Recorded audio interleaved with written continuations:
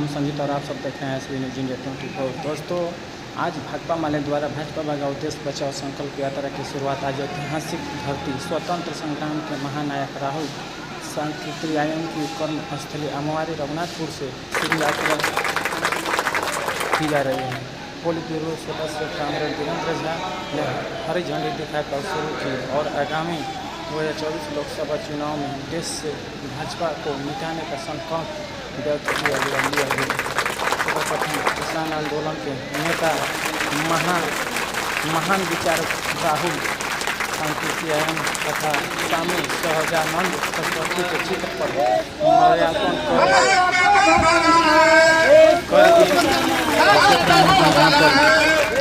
भाकपा माले की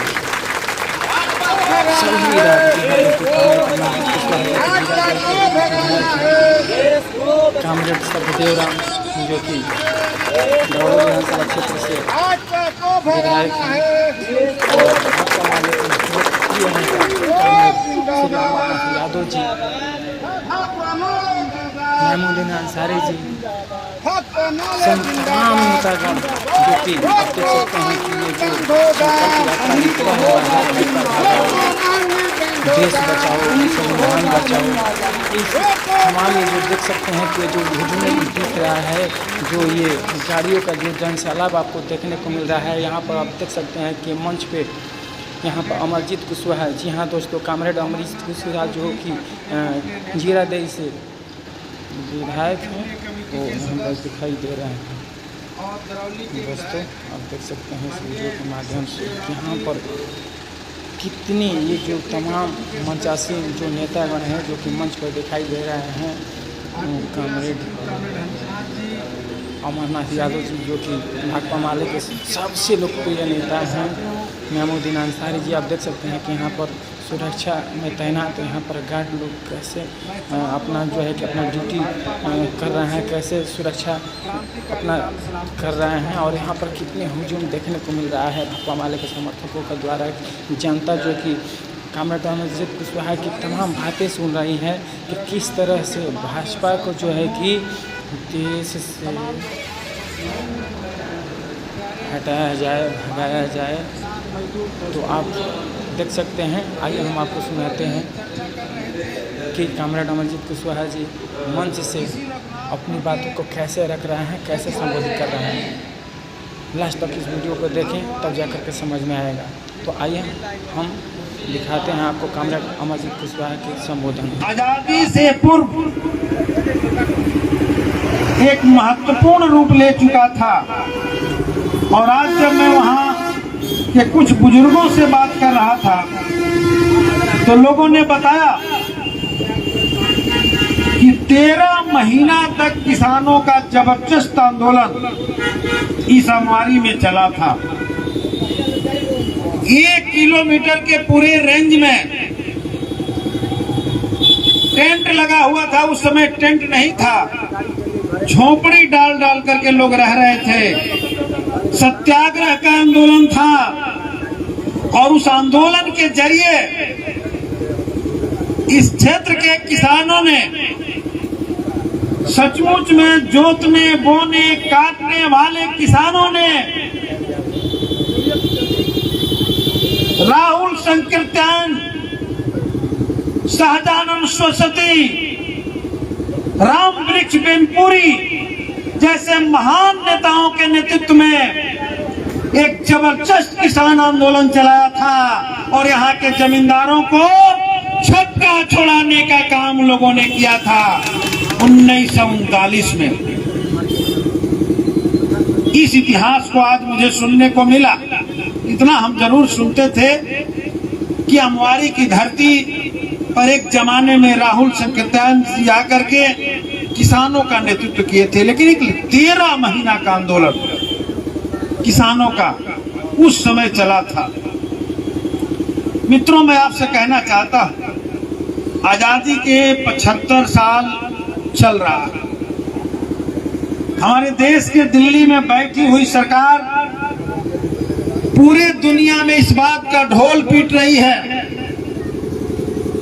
कि आजादी का 75 साल अमृत का काल है। अमृत महोत्सव की घोषणाएं की जा रही है, दुनिया भर में जाकर के डंका बजाया जा रहा है। लेकिन मैं देख रहा हूं अभी एक प्रचार उनका चल रहा है, 9 साल बेमिसाल, इसका भी डंका बज रहा है। लेकिन हम आपसे कहने के लिए आए हैं, इस यात्रा के माध्यम से हम रघुनाथपुर के लोगों के बीच संदेश देने के लिए आए हैं कि ये 9 साल बेमिसाल का एक बार आप समीक्षा कीजिए, एक बार विचार कीजिए और आने वाले 24 के चुनाव में 9 साल का हिसाब मांगिए इन लोगों से कि आपने 9 साल में क्या किया है, इसका आप हिसाब दीजिए। ये वक्त आया है।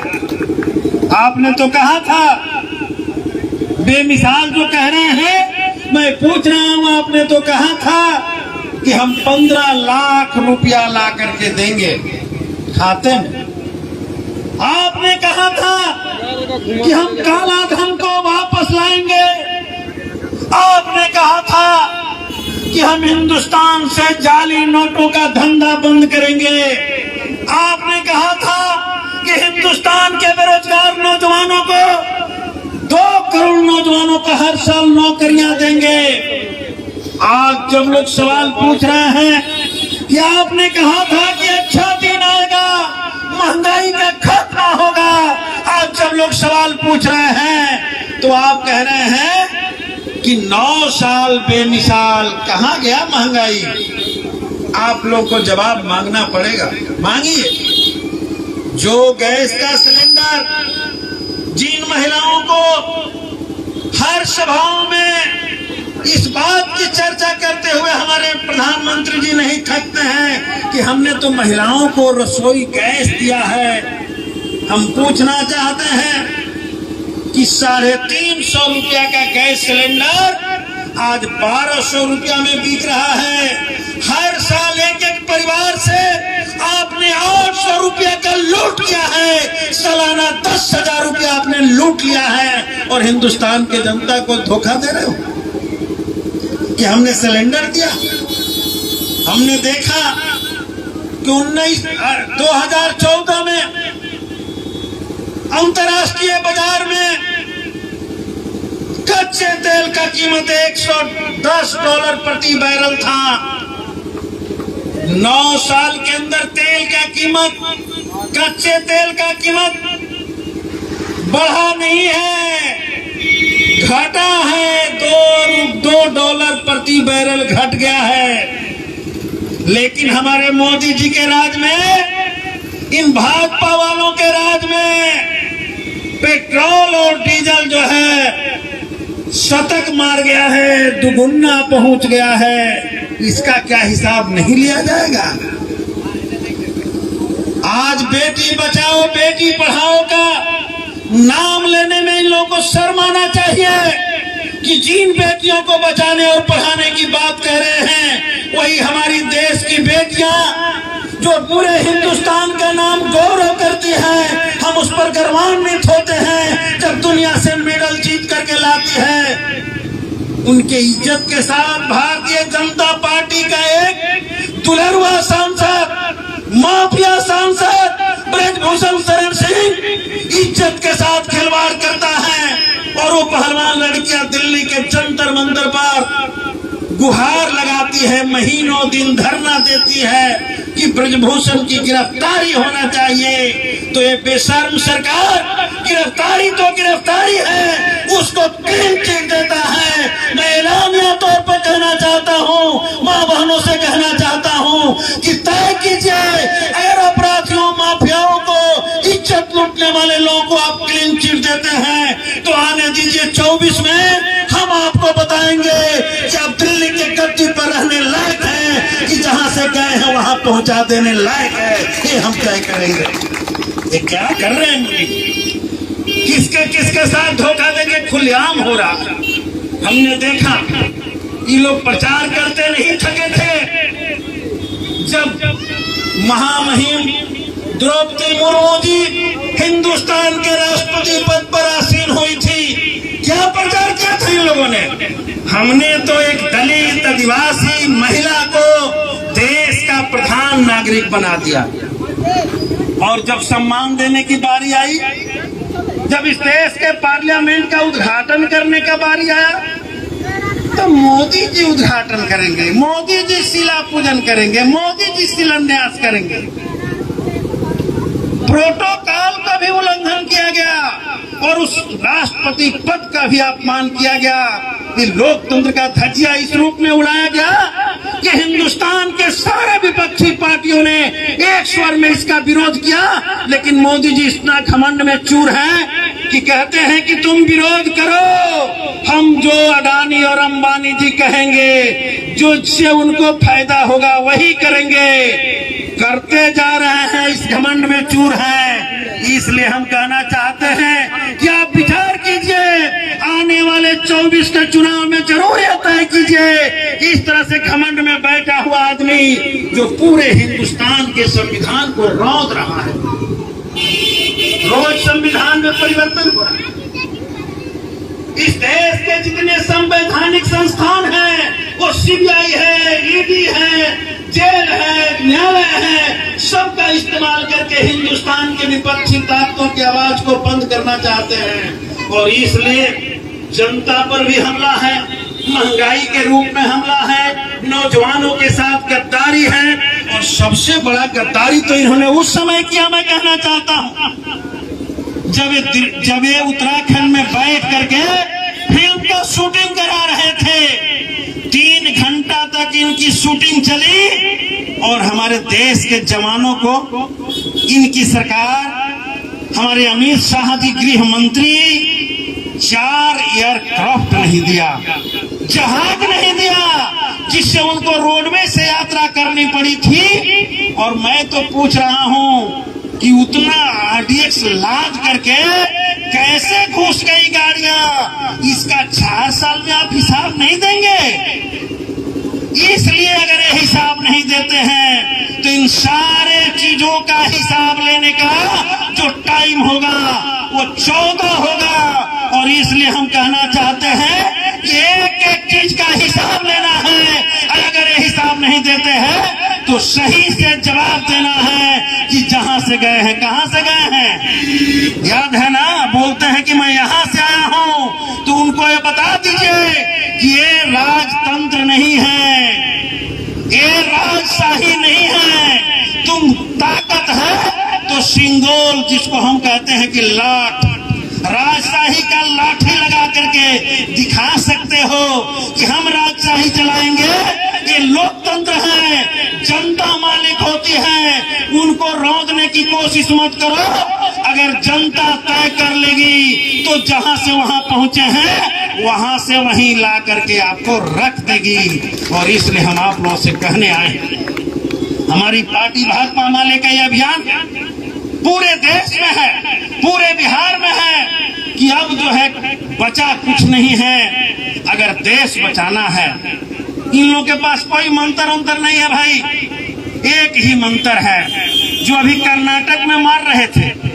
पूरे कर्नाटक की जनता तय कर लिया था कि आप तो पैसा से सरकार बना लिए, अब तो पूरा पैसा कमीशन से ले रहे हैं। जनता विरोध में थी, इनका नारा था जय बजरंग बली। अब हनुमान जी का सहारा लिया इन्होंने।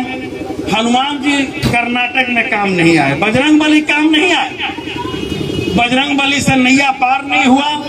अब ये लगे हुए हैं कि बजरंग बली तो भाई सेवक थे, अब जो इनके आराध्य हैं भगवान श्री राम, उनके बल पर नैया पार कर लेंगे।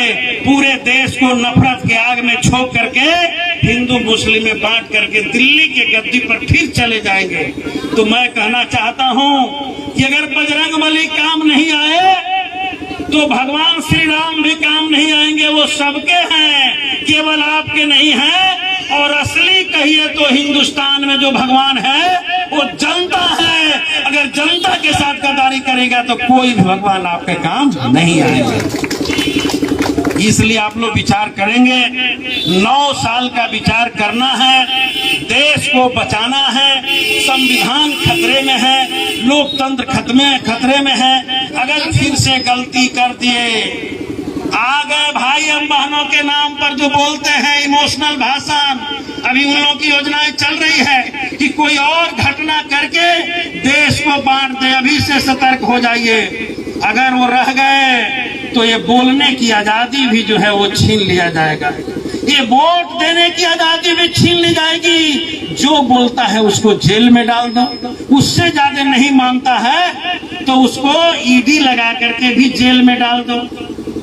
भाजपा के विधायक के बेटा के घर करोड़ों रुपया निकलेगा, कोई हाला नहीं, लेकिन अगर हमारे घर कुछ भी नहीं है तो रखवा भी दो और प्रचार करो कि देखो भाई इनने इतना धन रखा है, और ईडी लगाकर जेल भेजवा दो। पूरे विपक्ष को डरा करके अकेले राजशाही चलाना चाहते हैं। ऐसा हुकूमत नहीं चाहिए। ये हिंदुस्तान लोकतांत्रिक देश है। 19 पार्टियों के विरोध के बाद भी कोई उनको शिकन तक नहीं आया। सोच रहे हैं कि जो काम कर रहे हैं करते चलेंगे, इसलिए इस पर सोचें विचारें। इसीलिए हमारी यात्रा की शुरुआत हुई है। और कहां से शुरू हुई है? अमवारी से, जहां किसान आंदोलन शुरू हुआ था, जहां के किसानों ने हजारों की संख्या में 13 महीना तक आंदोलन करके उस ब्रिटिश हुकूमत को चूल्हे हिला दी थी। आज के समय में किसानों ने 12 महीना का आंदोलन करके मोदी का एक बार चूल हिला दिया है। इसलिए रघुनाथपुर के लोगों से कहने आए हैं कि एक बार विचार कीजिए, और इन तमाम लोग, किसान, मजदूर, छात्र, व्यवसायी, सब पर हमला है। अल्पसंख्यक पर तो और जोरदार हमला है। इसलिए एक बड़ा एकता बनाइए। हम लोग पार्टी के लेवल पर भी 23 तारीख को पटना में पूरे देश के विपक्ष की मीटिंग हो रही है, वहां तय होगा, और नीचे में जनता की एकता तय होगा। और आने वाले 24 में भाजपा को भगा करके, जरूरत पड़े तो अपनी पूरी ताकत लगा करके इसे भगा करके हिंदुस्तान को बचा लेना है। इसी अपील के साथ यही हमारे देश के क्रांतिकारियों, जिन लोगों ने शहादत दिया है, कुर्बानी दिया है, उसका सच्चा सपना है। यही अम्बेडकर और भगत सिंह का सपना था कि एक लोकतांत्रिक भारत बने, उसे बनाना है। इंकलाब जिंदाबाद। बहुत बहुत धन्यवाद।